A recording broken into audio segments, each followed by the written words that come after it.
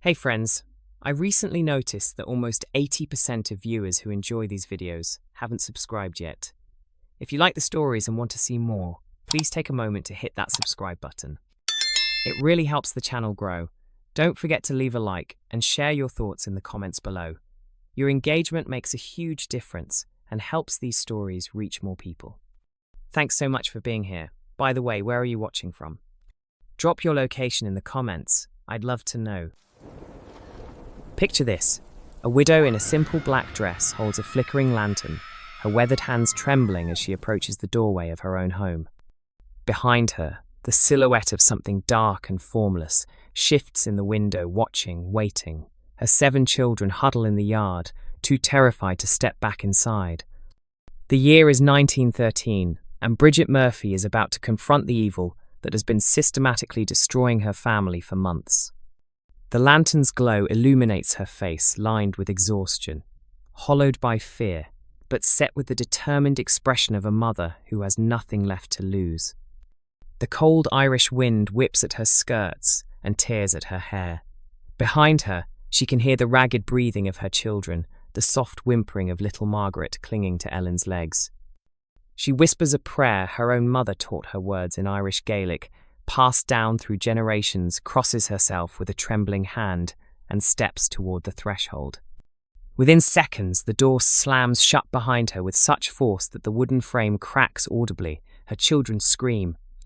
Inside the house, from every direction at once, the knocking begins rapid, deliberate, furious. Knock, knock, knock, knock, knock. This isn't folklore passed down through generations or a campfire tale embellished over time. This is the documented terror of the Murphy family of Cooneen, County Fermanagh, Northern Ireland, a case investigated by police officers, priests, medical professionals, and journalists, all of whom left the Murphy home as believers in forces beyond human understanding. Father Coyle, a rational man of God who had served his parish for 23 years, witnessed a prayer book spontaneously combust before his eyes. District Inspector John Meehan of the Royal Irish Constabulary filed an official report describing his notebook being torn from his hands by an invisible force. Dr. William Henry, the local physician, documented injuries appearing spontaneously on the children's bodies while he examined them. Shane O'Donnell, a journalist with 17 years of experience covering wars and disasters, wrote that nothing in his career had shaken his understanding of reality as profoundly as what he witnessed in that simple farmhouse. When Father Coyle finally admitted defeat, he could only write, "May God help this poor family, for I cannot. Whatever inhabits their home is beyond my power to remove." I'm about to take you deep into the most thoroughly documented haunting in Irish history, a case where the evidence wasn't destroyed by time or diluted by retelling, but preserved in police reports, church records, medical documentation, and newspaper archives. This is the story of a family that didn't just encounter evil, they were pursued by it across an ocean, hunted by something that refused to be left behind. Cooneen in 1913 was a place where time moved slowly. The Murphy farmhouse sat on a windswept hillside in County Fermanagh, Northern Ireland, a 3-room cottage with stone walls, a thatched roof, and dirt floors in the back rooms. If you tried to find Cooneen on a map today, you'd struggle. It's little more than a scattering of farmhouses on rolling green hills, as isolated now as it was over a century ago. The nearest neighbours were half a mile away. On clear nights, you could see their lamplight flickering in the distance, a small comfort in the vast Irish darkness. Bridget Murphy was 42 years old when our story begins, a widow for 3 years after her husband succumbed to pneumonia one brutal winter. She was raising 7 children on her own. Ellen, 16, with her mother's dark hair and steady hands. Patrick, 14, already broad, shouldered from farm work. Michael, 12, quiet and watchful. Mary, 10, who sang in the church choir. Catherine, 8, with a gap-toothed smile. Thomas, 6, always chasing after his older brothers. And little Margaret, just 3 years old, with blonde curls and her father's blue eyes. By all accounts, the Murphys were a respectable, hard-working, and deeply religious Catholic family. Life was difficult but simple. They tended their small farm, attended Mass every Sunday at the church in 5 Mile Town, and kept to themselves. The children attended the local school when they weren't needed for farm work. Bridget was known in the community as a capable woman, practical and strong, the kind who could birth a calf, bake bread, and mend a roof in the same day. They were unremarkable, the kind of family that history usually forgets. The kind of family that should have lived out their quiet lives in that cottage, raised their children, buried their dead, and left nothing behind but names carved on weathered headstones. Until the winter of 1913, when everything changed. It began innocently enough, as these things often do. The Murphy family started hearing strange sounds at night. At first, it was just faint scratching inside the walls, like mice or rats. Bridget didn't think much of it. Old country houses make noises, especially during the bitter Irish winters when the wind howls across the hills and rain drums against the thatch. She mentioned it to Ellen while they prepared breakfast one morning, dismissing it with a wave of her hand. "Just mice," she said, kneading dough for bread. "We'll set traps tonight." But the traps caught nothing. Within days, the scratching transformed into something else, a deliberate knocking that seemed to move around the house with impossible speed. Knock, knock, knock from the kitchen wall. Then immediately, before the echo faded, knock, knock, knock from the bedroom. Then the roof. Then beneath the floorboards. The knocking would start slow and methodical, almost like someone politely requesting entrance. Then it would accelerate into rapid bursts that rattled dishes on shelves and sent the children scrambling into their mother's arms. The pattern was always the same. It would start in one location, then immediately respond from the opposite side of the house, as if something was moving faster than any living creature could. Bridget investigated every time, lamp held high, her practical mind searching for rational explanations. Loose boards? She found none. Animals in the walls? She tore away sections of plaster. Nothing. Wind rattling the shutters? She nailed them secure. The knocking continued. At night, lying in her narrow bed, listening to the sounds that kept her family awake, Bridget would repeat the rational explanations like a prayer. Old houses settle. The land shifts. There are natural causes for everything. She was a practical woman. She didn't believe in ghosts. But with each passing night, as the knocking grew louder and more insistent, that certainty began to crack. Knock, knock, knock. Always 3 times. Always in the dark. Always waiting. The night Ellen screamed changed everything. It was just past midnight when her piercing shriek tore through the cottage, jolting the entire household awake. Bridget bolted from her bed, heart hammering, and rushed into the children's bedroom with a candle held high. Patrick and Michael were already sitting up, eyes wide in the flickering light. But Ellen stood in the center of the room, trembling violently, pointing at her bed. The blankets weren't simply pulled back. They had been yanked completely off and thrown across the room, heavy wool covers that now lay crumpled against the far wall, a good 10 feet from where Ellen had been sleeping. "Something grabbed them," Ellen gasped, her voice shaking. "I felt it pull so hard, so fast." She couldn't finish the sentence. Little Margaret began to cry. Catherine wrapped her arms around her younger sister, both of them refusing to return to their beds. Thomas clung to Patrick's nightshirt. From that night forward, none of the younger children would sleep alone. They huddled together like frightened animals, finding what small comfort they could in each other's presence. Bridget's practical mind searched for explanations. The children were tired, overwrought. Perhaps Ellen had kicked the blankets off in her sleep and, confused in the darkness, imagined something more sinister. Or perhaps, and this thought made her jaw tighten, perhaps the older children were playing tricks on the younger ones, letting their imaginations run wild. "Enough of this," she said firmly, remaking Ellen's bed with sharp, decisive movements. "It's the wind, or dreams, or silliness. Nothing more. Back to bed, all of you." But in the privacy of her own room, with the door closed and the candle extinguished, Bridget lay awake, listening to the knocking that echoed through the walls. Knock, knock, knock. Always 3 times. She could no longer deny it when she witnessed it herself. It was a Tuesday afternoon. She would always remember that detail, and Bridget was preparing dinner. The winter sun hung low in the sky, casting long shadows across the kitchen. She had set 3 pots on the table to fill with water from the well. Ellen was outside hanging laundry. The younger children were upstairs. Bridget turned to retrieve the water bucket from its hook by the door. Behind her, she heard a metallic scraping sound. When she turned back, one of the pots was sliding across the wooden table, slowly, deliberately, moving of its own accord toward the edge. She stood frozen, watching as it reached the table's rim and tipped, clattering to the floor with a sound that seemed impossibly loud in the quiet kitchen. No one had touched it. No one was near it. Her hands began to shake. That evening, cabinet doors started swinging open and slamming shut once, twice, a dozen times in quick succession. The children gathered in the kitchen doorway, watching in silent terror as their mother stood motionless, her face drained of colour. When Bridget finally moved to light the lamps for dinner, she noticed the family photographs on the mantel. All 3 frames had been turned face down. She had dusted that mantel that morning. The photographs had been upright, but nothing compared to the feeling of unseen hands. It started as small things: a tug at Mary's apron strings while she swept the floor, a pull on Catherine's braid during supper. Thomas felt something pinch his arm hard enough to leave a red mark that lasted for days. The children began to flinch at empty air, ducking away from touches only they could feel.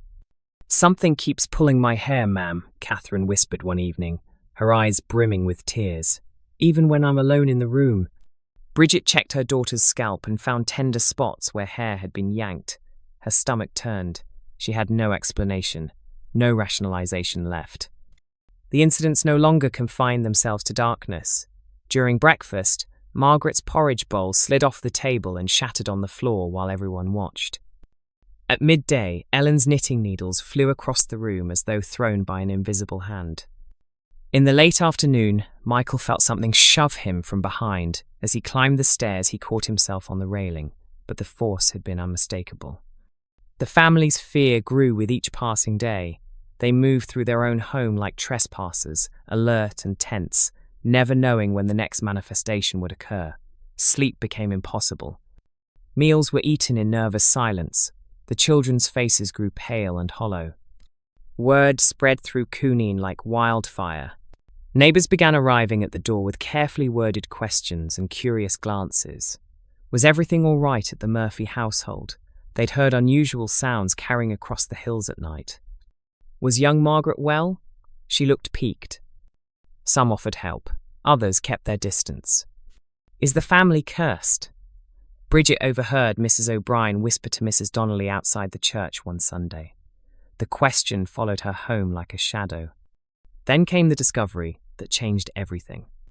It was early in 1914, during another sleepless night when the knocking had grown so loud it seemed to shake the very foundation of the cottage. The children were gathered in the kitchen, too frightened to be alone in their beds. Ellen stood near the hearth, her arms wrapped around herself, her face drawn with exhaustion. In a moment of desperate frustration, she shouted at the empty air, "Is someone there?" Silence fell over the house, thick, heavy, expectant. Then, 3 sharp knocks, deliberate, unmistakable. The children gasped. Bridget felt the blood drain from her face. Ellen's voice trembled as she asked the next question. "Do you mean us harm?" 3 knocks, louder this time, more insistent. Patrick, his voice barely above a whisper, said, "Ask again. Ask something we know the answer to." Is it night time?" Ellen asked. 3 knocks. "Is it daytime?" 1 knock. The pattern became clear. 1 knock for no, 3 knocks for yes. Whatever was in their home wasn't just making noise. It was communicating. It understood language. It could hear their questions and choose to respond. This wasn't random phenomena or natural causes or the house settling or any of the 100 explanations Bridget had clung to. This was intelligent. This was aware. This was listening to every word they spoke. Bridget sank into a chair, her legs no longer able to support her. Around her, the children stood in stunned silence as the terrible truth settled over them like a shroud. They weren't alone in this house. Something else lived here with them, something that understood them, watched them, responded to them. Something that wanted them to know it was listening. In the days that followed, the Murphy family found themselves engaged in a conversation they never wanted to have. At first, they experimented cautiously, asking simple questions to confirm the pattern. Patrick would ask, "Is there more than one of you?" 1 knock, no. Michael would ask, "Are you in this room with us now?" 3 knocks, yes. With each response, the temperature in the cottage seemed to drop another degree. Then Ellen, her voice barely steady, asked the question they were all thinking, "Are you watching us?" 3 knocks, sharp, immediate, emphatic. Mary began to cry softly. Bridget pulled her youngest children closer, feeling Margaret's small body trembling against her side. "Do you know our names?" Thomas whispered, his 6-year-old voice cracking with fear. 3 knocks. The implications of that answer settled over them like ice water. Whatever shared their home didn't just occupy the space, it observed them, learned about them, knew them individually. It had been studying them all along. Patrick, trying to maintain the courage expected of the oldest son, asked, "Will you leave us alone?"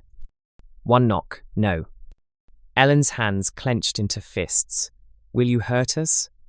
The silence that followed stretched for what felt like an eternity.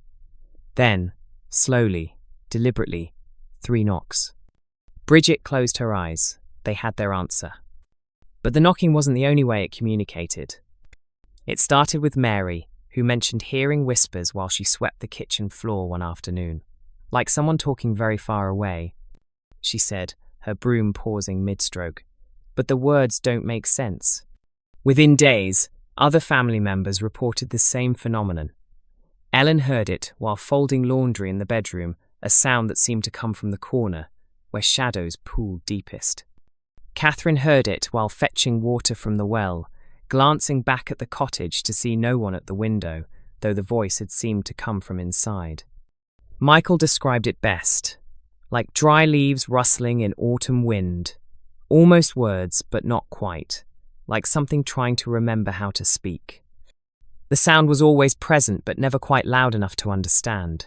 It came from empty corners, from beneath floorboards, from inside walls. A constant whisper at the edge of hearing that made the children jump and spin around, searching for a speaker who was never there. Bridget heard it late at night, lying in her bed.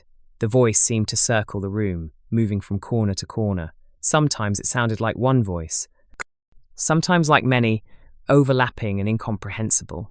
She would pull her thin blanket up to her chin and pray until dawn, the rosary beads worn smooth between her trembling fingers. The physical manifestations grew more violent with each passing week. The heavy wooden table in the kitchen's solid oak that took 3 men to move began shaking during meals. At first, it was just a tremor, barely noticeable. Then it escalated to violent shuddering that rattled dishes and spilled milk. One evening, as the family sat in terrified silence, the table lifted several inches off the ground, hung suspended for a breathless moment, then crashed down with enough force to crack one of its legs. The cast-iron cooking pot, Bridget's most prized possession, passed down from her grandmother, flew across the kitchen one morning while she prepared breakfast. It sailed a full 15 feet, missing Patrick's head by inches, and struck the wall with a clang that rang in their ears for minutes afterward. The dent it left in the plaster remained, a permanent reminder of how close it had come to killing her son. The children's beds became torture devices. They would shake so violently in the night that Ellen, Patrick, and Michael were thrown to the floor, bruising elbows and knees. Little Margaret's bed rattled against the wall with such force that the wooden frame began to splinter. They took to sleeping on the floor, huddled together on thin blankets, but even there they found no peace. When Mrs. Brennan from the neighbouring farm came to visit bringing bread as an excuse to satisfy her curiosity, she witnessed a heavy wooden chair slide 15 feet across the kitchen floor. It moved smoothly, deliberately, as though pushed by invisible hands, then tipped over with a crash. Mrs. Brennan made hasty excuses and left within minutes, her bread forgotten on the table. She never returned. Word spread faster after that. The Murphy home wasn't just troubled, it was possessed. What disturbed Bridget most was how the entity seemed to focus on her children. The activity intensified whenever they were present. Objects moved more frequently when Ellen entered a room. The knocking grew louder when the younger children were near. It was as if whatever haunted their home drew energy from youth and innocence, feeding on their fear. The children began to recognize the signs of its presence before anything visible occurred. They would suddenly stop mid-sentence, their faces going pale. "It's here," Catherine would whisper, and moments later, the knocking would begin. They described feeling a sudden, bone-deep cold that had nothing to do with the Irish winter. The air would become heavy, oppressive, like the moments before a thunderstorm, Michael said, though the sky outside remained clear. And always, there was the sensation of being watched. Eyes that couldn't be seen, attention that pressed against them like a physical weight. Thomas started waking up screaming, describing a dark shape that stood at the foot of his bed, watching him sleep.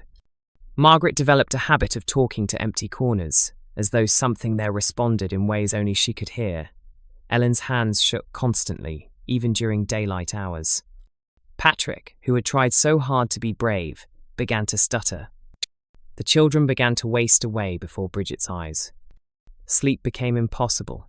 Even when exhaustion finally claimed them, nightmares jerked them awake within hours. They refused to eat, their stomachs twisted with constant anxiety. Mary, who had been plump and rosy-cheeked, grew thin and hollow-eyed. Catherine's gap-toothed smile disappeared entirely. Margaret stopped speaking in complete sentences. But it wasn't just the younger children who suffered. Ellen's hands trembled so badly she could no longer knit or sew. Patrick's shoulders, once broad and strong from farm work, became hunched and tense. Michael stopped attending school, too frightened to leave his siblings alone. The entire family existed in a state of constant vigilance and dread, never knowing when the next manifestation would occur. Would it be a gentle knock or a violent assault?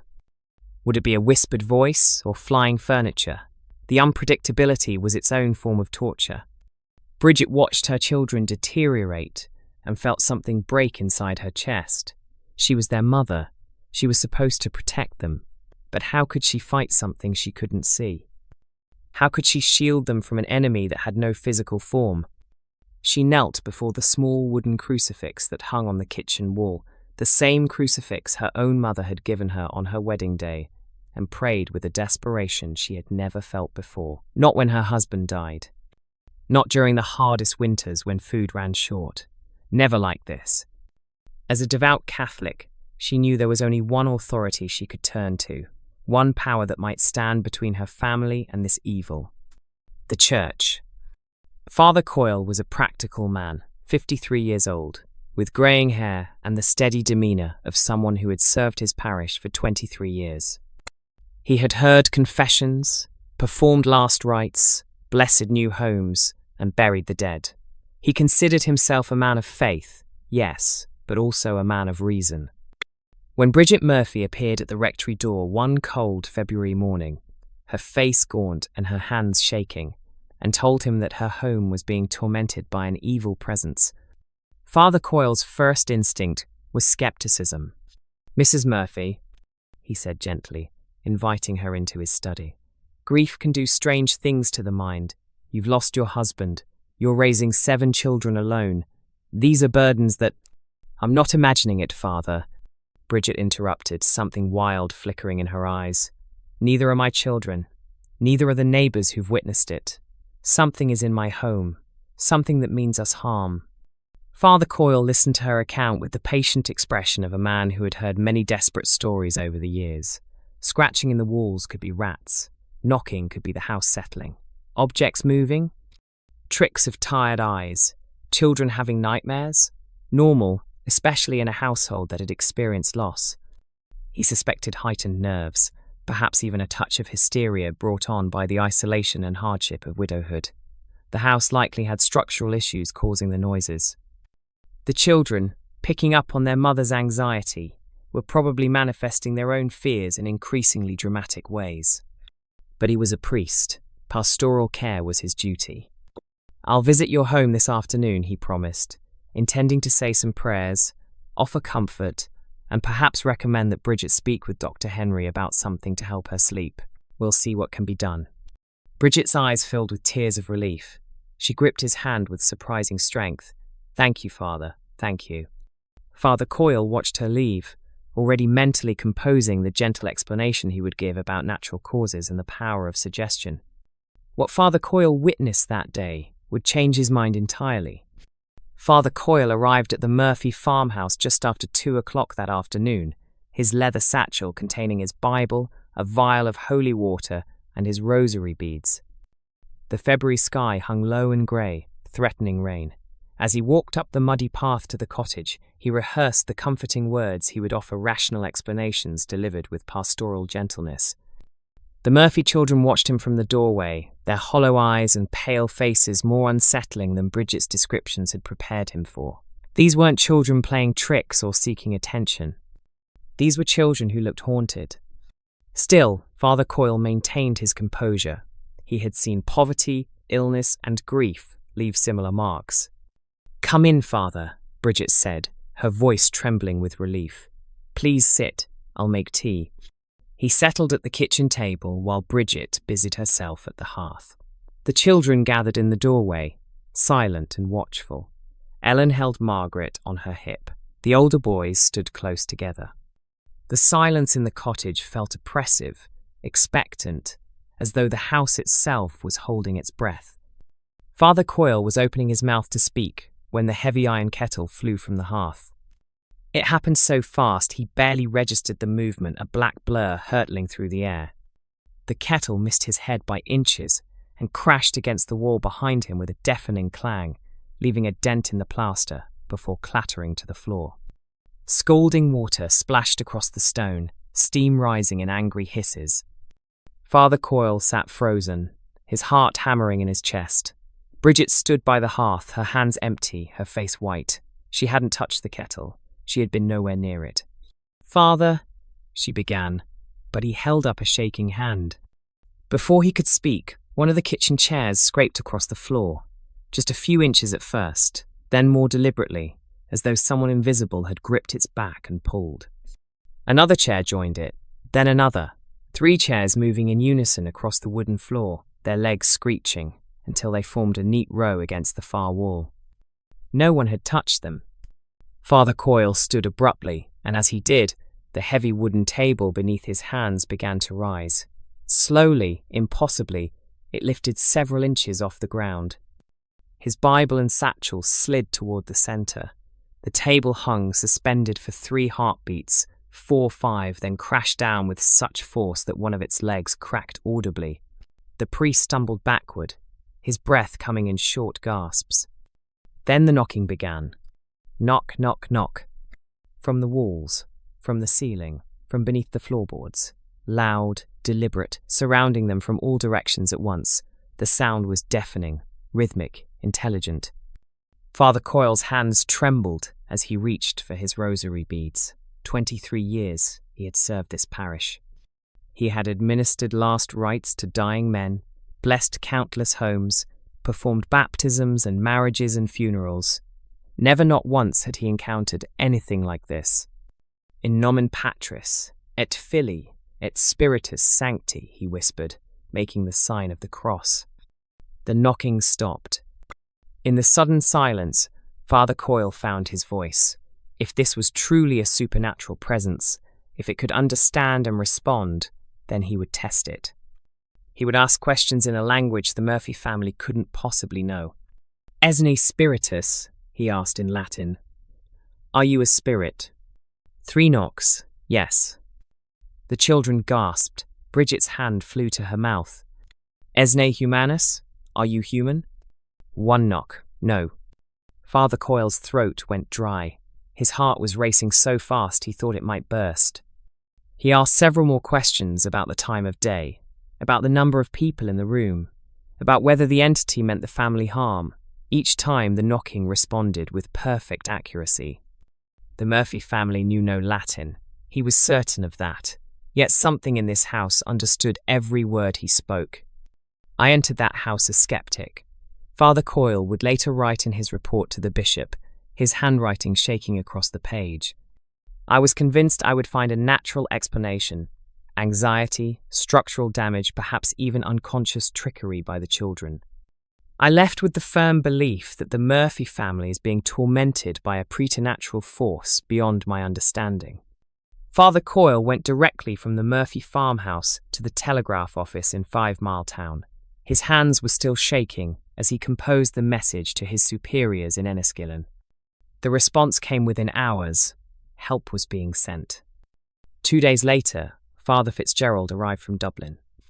He was a thin, scholarly man in his 60s who had investigated 3 purported hauntings in his career, all of which he had successfully debunked as fraud or delusion. Father McConnell came from Enniskillen, younger and more sceptical, a man who believed firmly that demons belonged in biblical history, not in Irish farmhouses. They came prepared to find natural explanations. They left as believers. Over 3 nights, the priests conducted a thorough investigation. They interviewed each family member separately, looking for inconsistencies in their stories. They found none. They examined every inch of the cottage, searching for hidden mechanisms, wires, pulleys, anything that could explain the moving objects. They discovered nothing. On the first night, they witnessed chairs sliding across the floor. On the second, they heard the whispers, that dry, rustling sound that seemed to come from everywhere and nowhere. On the third night, Father McConnell watched his own breviary fly from his hands and strike the wall, its pages tearing. Their official report, submitted to the bishop and preserved in church archives to this day, documented everything: furniture moving without human contact, objects flying across rooms, the strange responsive knocking that demonstrated clear intelligence and understanding of Latin. 3 educated men, all trained to spot deception, all arriving with skepticism, all reaching the same disturbing conclusion. Something evil inhabited the Murphy home. The bishop granted authorization for a formal exorcism, the first in the diocese, in over 50 years. On a cold morning in late February, the 3 priests returned to the Murphy cottage. They brought holy water blessed by the bishop himself, additional crucifixes, prayer books, and ceremonial vestments. The Murphy family gathered in the kitchen, the children clinging to their mother as the priests prepared for the ritual. Father Coyle sprinkled holy water in every corner of every room, the droplets glistening on stone walls and wooden floors. The priests moved through the cottage in solemn procession, their voices rising and falling in Latin prayers that had been used for centuries to cast out demons and evil spirits. Exorcizo te immundissime spiritus, Father Coyle intoned, his voice steady despite his racing heart. I exorcise you, unclean spirit. They commanded any evil presence to depart, to release its hold on this family, to return to whatever darkness had spawned it. The air in the cottage grew cold. Candles flickered despite the absence of wind. But the priests continued, their voices growing louder, more insistent. In nomine Patris, et Filii, et Spiritus, sancti depart. The ritual lasted nearly 2 hours. When it was finished, the priests blessed the family individually, placing holy water on each forehead, murmuring prayers of protection over the children. As Father Coyle packed his vestments and holy water back into his satchel, he looked at Bridget's tear-stained face and allowed himself to hope. The exorcism had been properly performed, authorized by the bishop, conducted by 3 priests working in concert. Surely whatever had tormented this family had been driven out. Go in peace, he told them. You are under God's protection now. That night, for the first time in months, the Murphy cottage was silent. The first night after the exorcism, silence blanketed the Murphy cottage like snow. Bridget lay in her bed, eyes wide open in the darkness, waiting for the knocking that always came, waiting for the cold pressure in the air, waiting for the whispers from empty corners. But there was nothing. Only the ordinary sounds of an old house at night, the wind against the thatch, the settling of timbers, the distant call of an owl hunting across the hills. In the children's bedroom, for the first time in months, no one screamed, no beds shook, no blankets were torn away. Ellen slept with her arm around Margaret, both breathing deeply and peacefully. Patrick and Michael shared a bed, without huddling together in terror.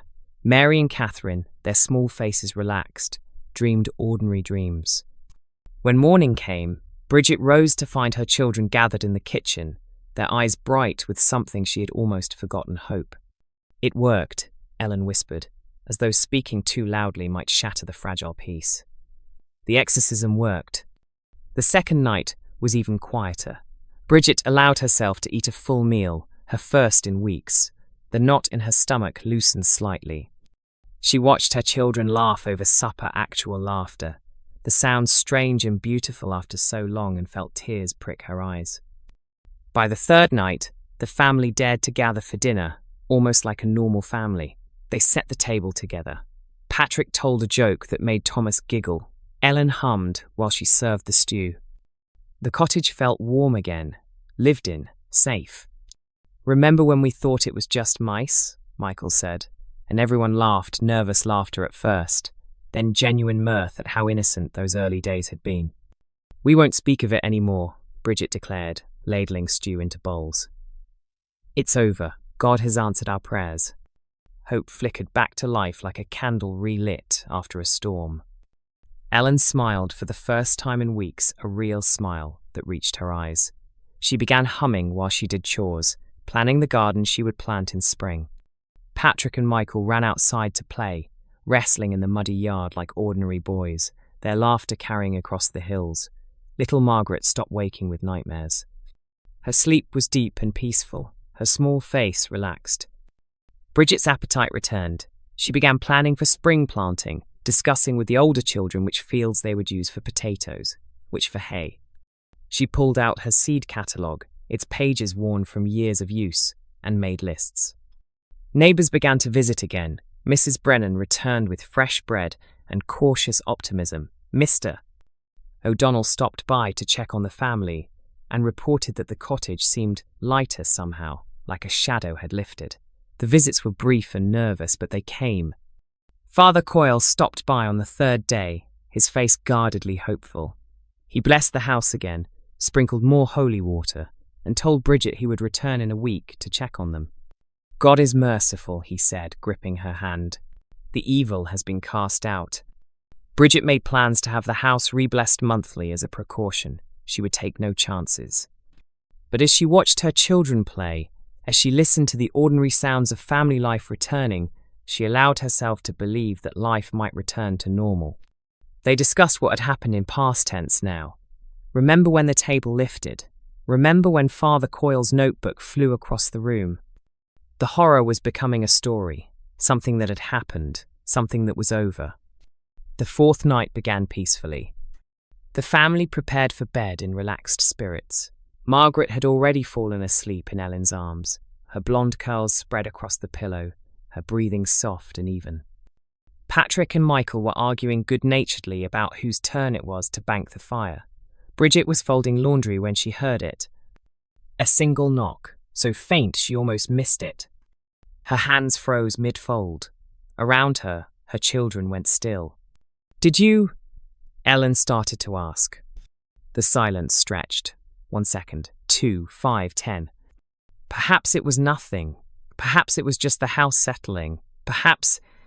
3 knocks, louder this time, deliberate. Then silence again, but different now, expectant, taunting. Then it came a barrage of knocking so loud it seemed to shake the very foundation.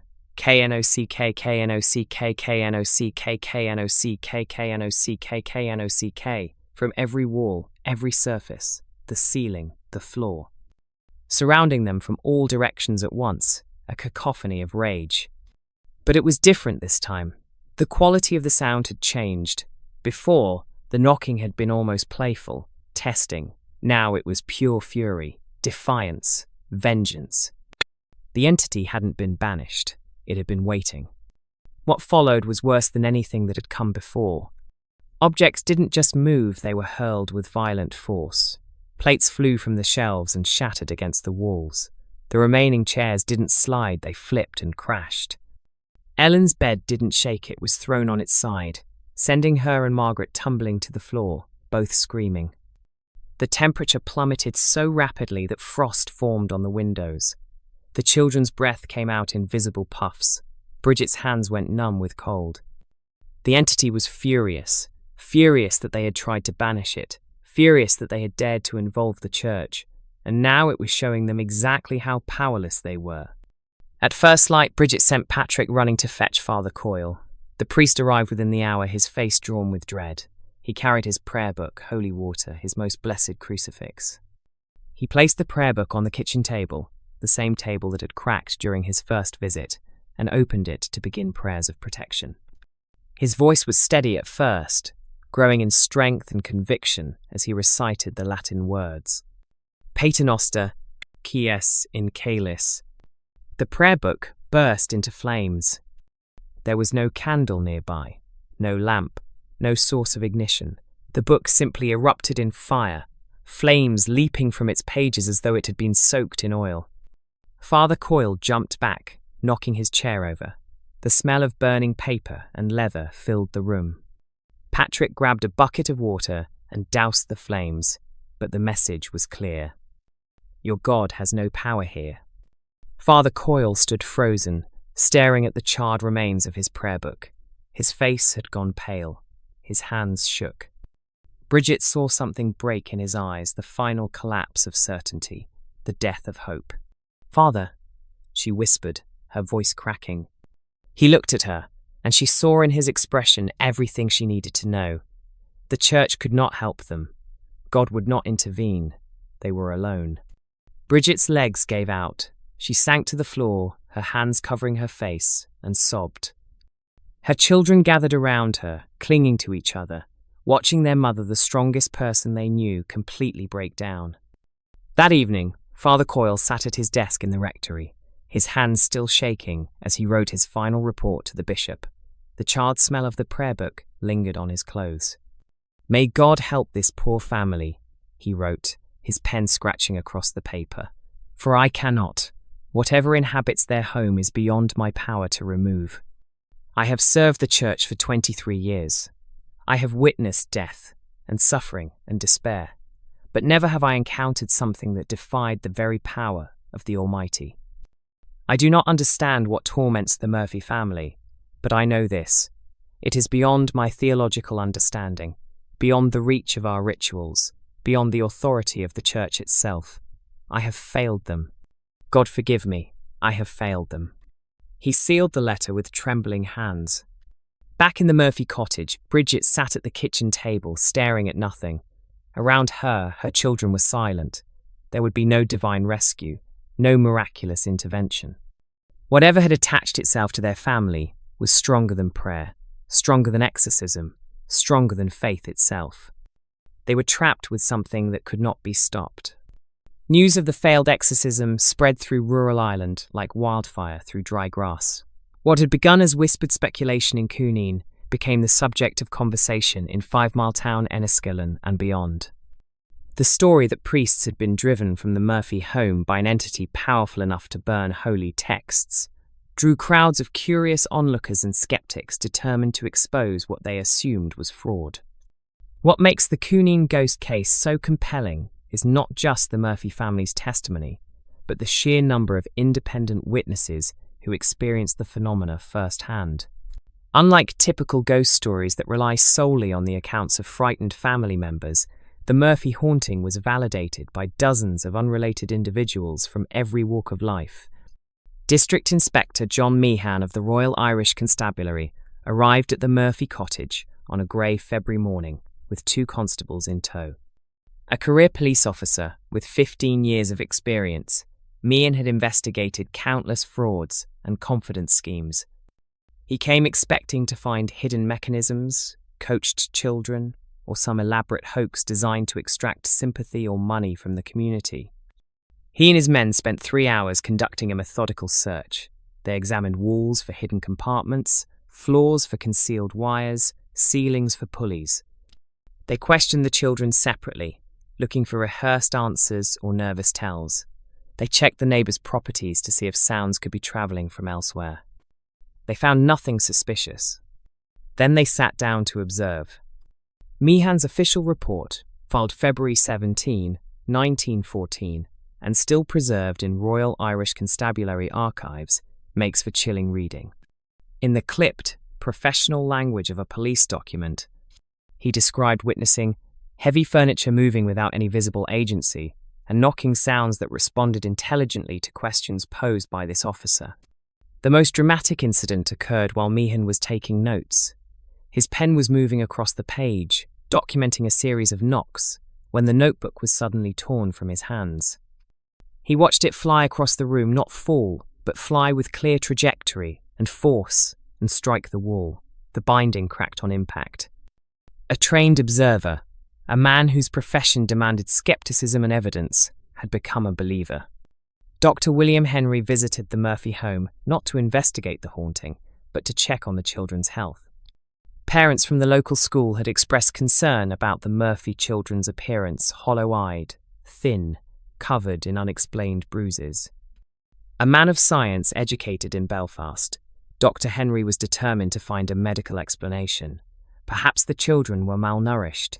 Perhaps they were inflicting the injuries on themselves or each other. Perhaps this was a case of shared delusion requiring psychiatric intervention. What he witnessed during his examination defied every principle of his medical training. As Dr. Henry examined young Catherine's arms, he watched scratches appear on her skin. Not bleeding wounds that had been concealed, but fresh marks manifesting before his eyes, 3 parallel lines that raised welts on her pale flesh. She cried out in pain, "Doctor!" Henry was touching her arm at the moment it happened. There was no implement, no fingernails, no physical contact that could explain it. His medical notes, written in shaking handwriting, recorded, "I cannot explain these injuries through any known medical condition. They appear to manifest spontaneously, as if the children are being attacked by an invisible assailant." Dr. Henry left the Murphy cottage with his certainty shattered. Medicine provided no framework for what he had witnessed. Shane O'Donnell arrived at the Murphy home with a journalist's trained skepticism and a reputation to protect. In 17 years with the Fermanagh Times, he had built his career on exposing frauds and debunking sensational claims. He approached the Cooneen ghost story expecting to write an exposé about mass hysteria or a family seeking attention. He spent a full week at the cottage, observing, questioning, investigating every possible natural explanation. By the end, O'Donnell was publishing front-page articles describing his own first-hand experiences, objects moving with no one touching them, the responsive knocking that answered his questions with unnerving accuracy, and most disturbing of all, the voice. Like dry leaves rustling in autumn wind, he wrote in his March 1914 article, a whisper that seemed to emanate from empty corners, almost forming words, always just beyond comprehension. I heard it with my own ears. I cannot explain it. His conclusion, printed in bold type on the front page, would be quoted for decades. I have been a journalist for 17 years. I have covered wars, disasters, and crimes of every description.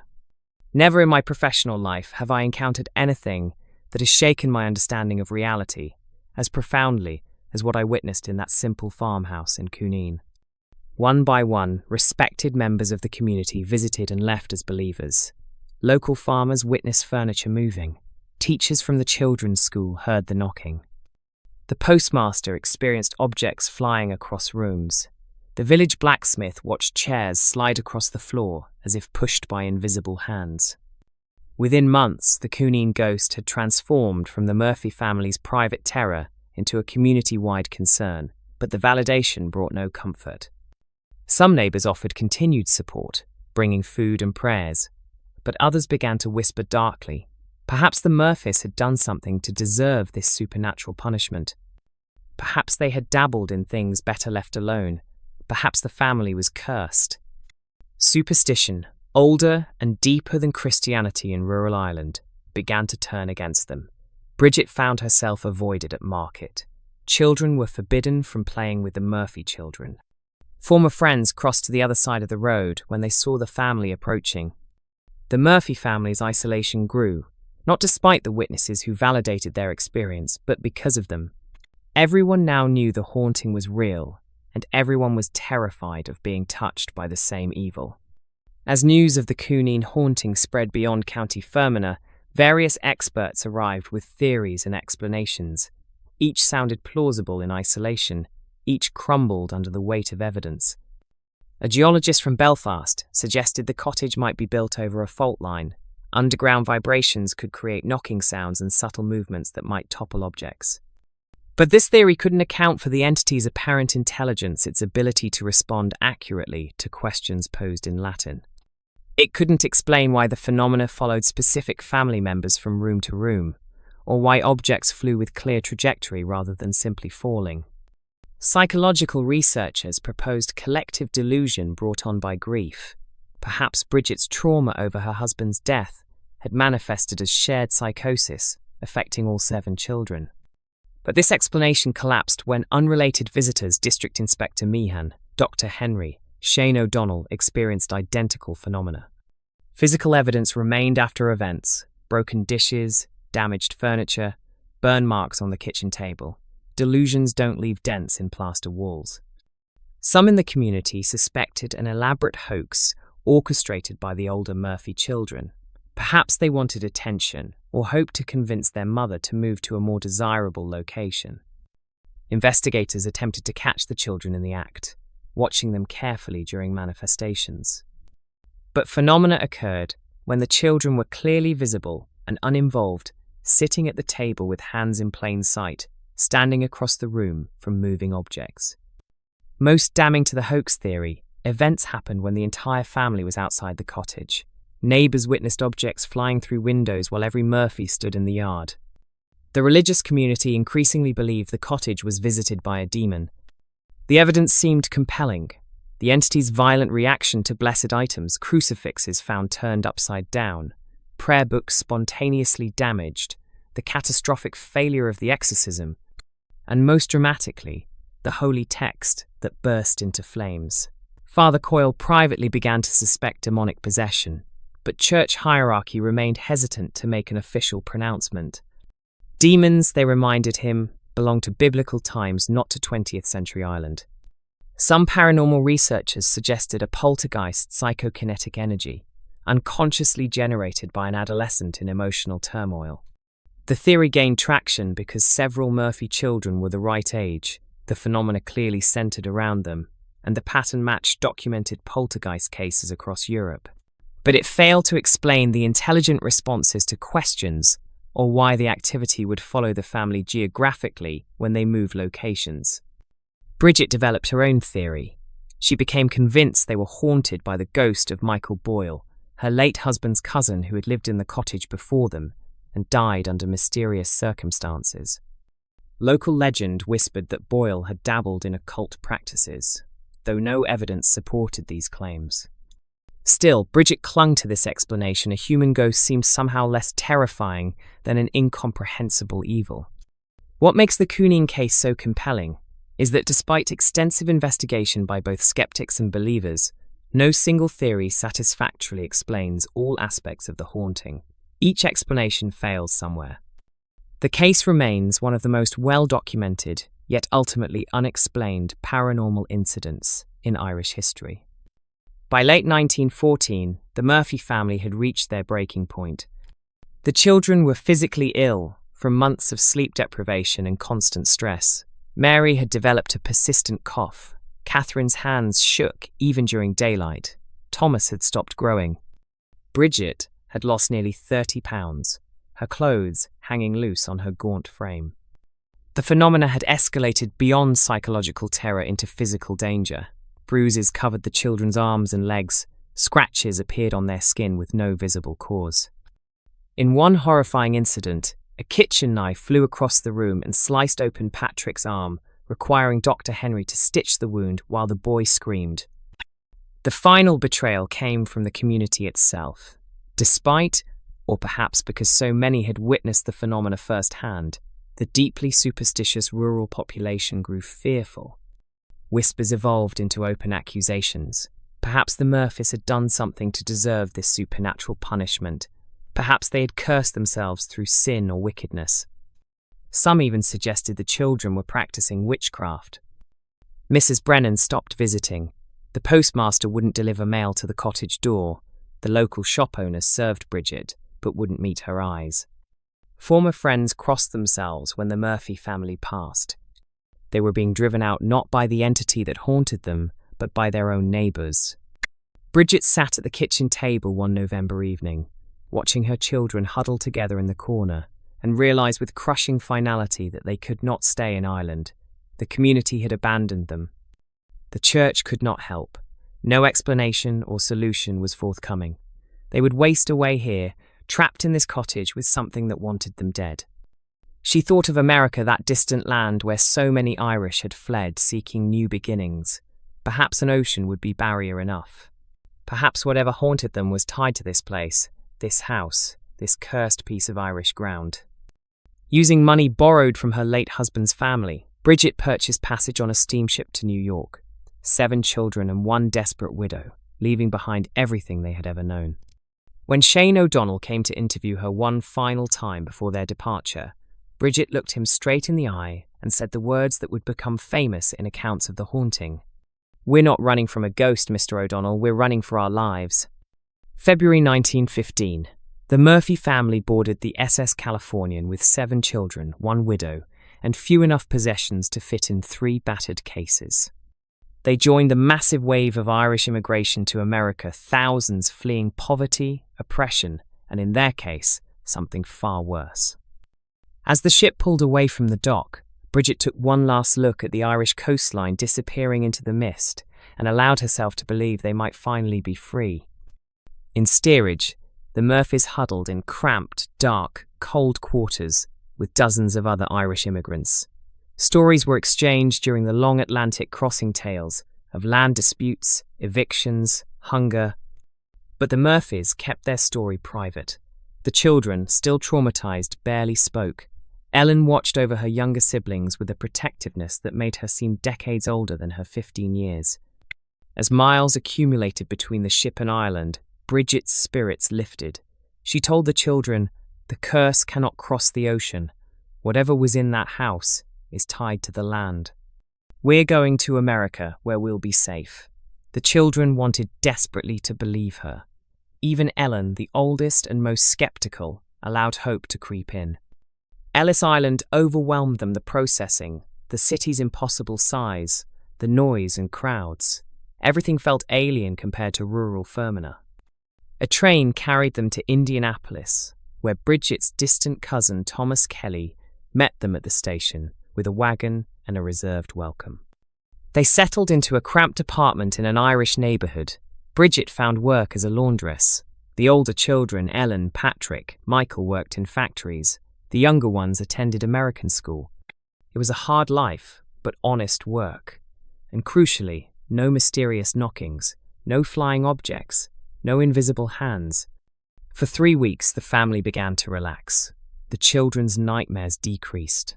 Bridget gained weight and slept through the night.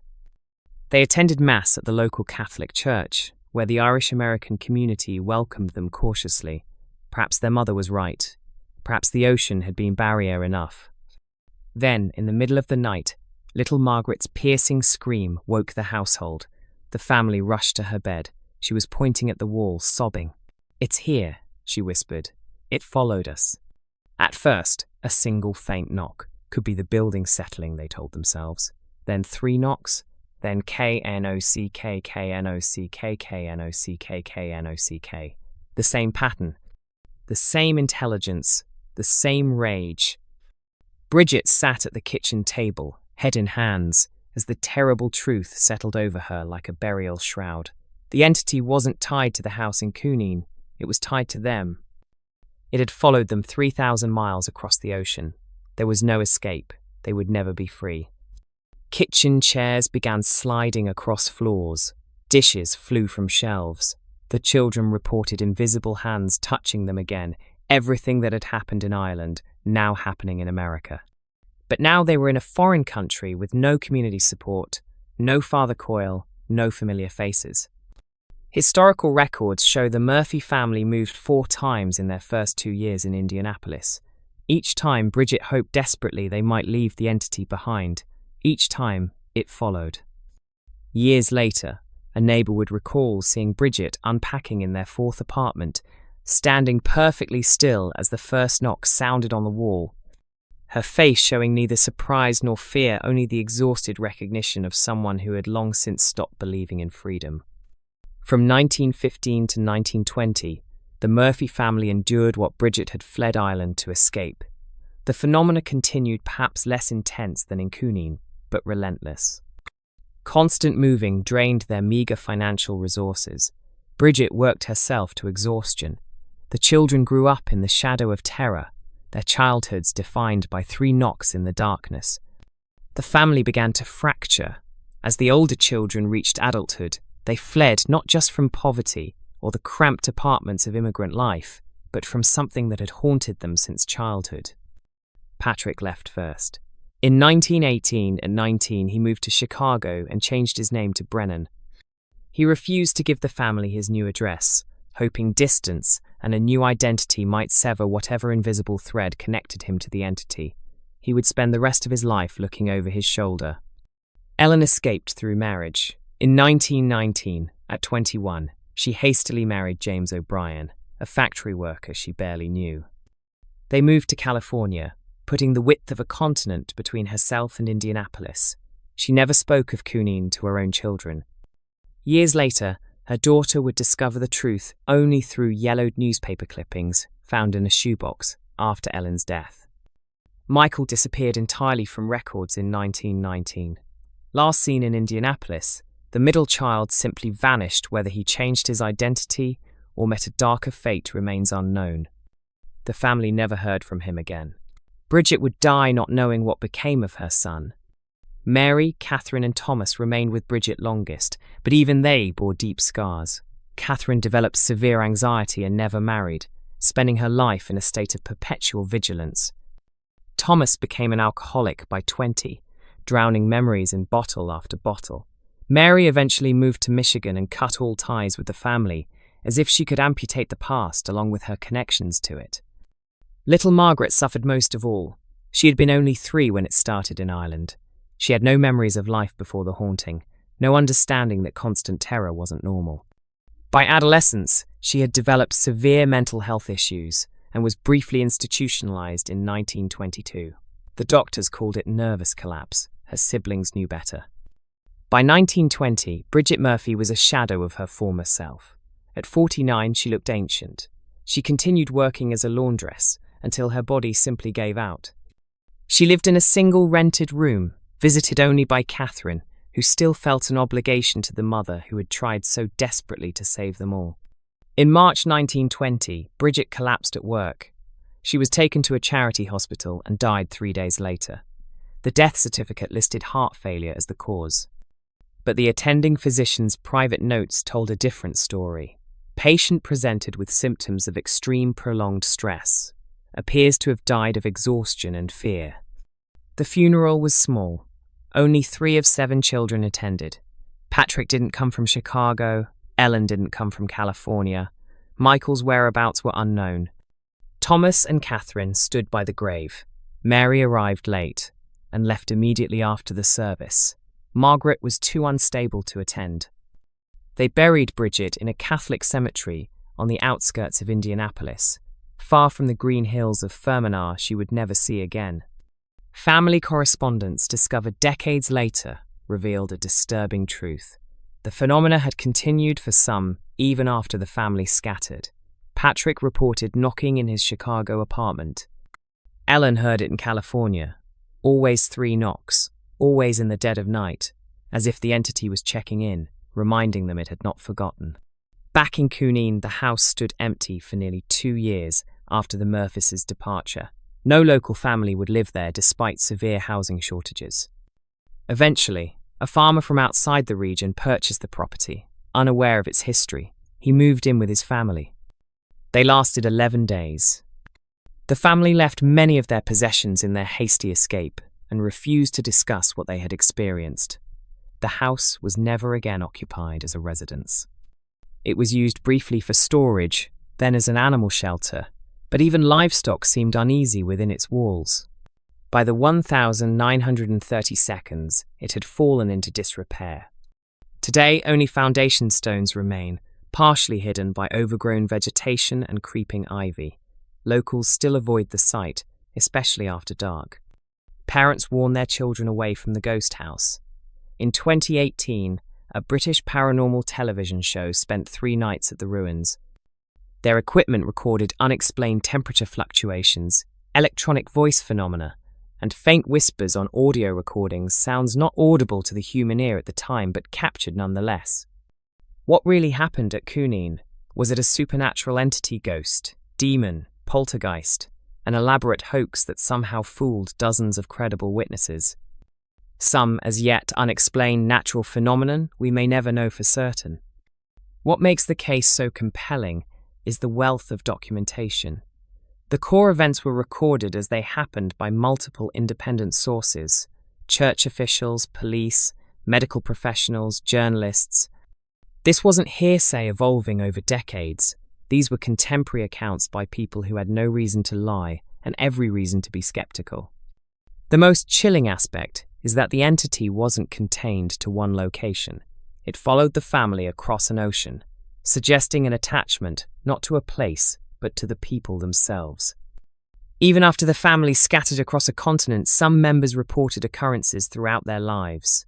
Always the knocking, always 3 times, always in the dead of night. The Murphy name was changed by survivors. Their descendants are often unaware of the full story, discovering it only through genealogical research or by finding newspaper clippings in attics. The connection to the Cooneen ghost comes as a shock. For Father Coyle, who wrote, "I entered that house a skeptic and left with the firm belief that the Murphy family is being tormented by a preternatural force." For District Inspector Meehan, whose official report described impossible events. For Dr. Henry, who watched injuries manifest before his eyes. For journalist Shane O'Donnell, whose 17-year career never prepared him for what he witnessed. The Cooneen ghost was not legend or folklore, it was their reality.